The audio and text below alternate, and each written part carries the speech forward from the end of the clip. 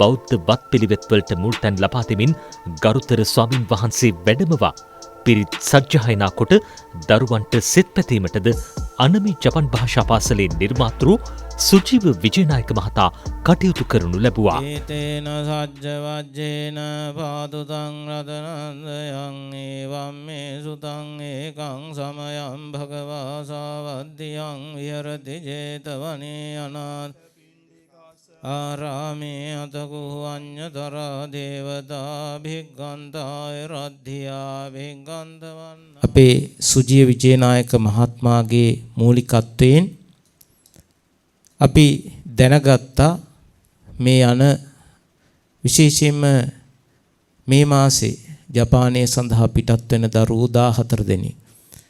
ඉතින් ඒ 14 දෙනා සමග 107 දෙනෙක් මේ වන විට ඒ ජපානයේ රැකියා අවස්ථා උදා කර ගනිමින් ඒ ජීවිතය ජය ගනිමින් කටයුතු කරන බව අපිට දැනගන්නට ලැබුණා.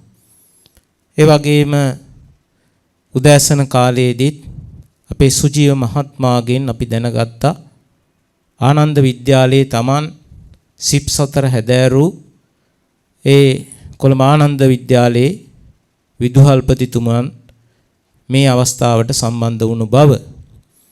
ඒ වගේම විශේෂයෙන්ම අපි අද දිනේදී මේ රත්නත්‍රයේ ආශිර්වාදය ප්‍රාර්ථනා කරන ගමන්ම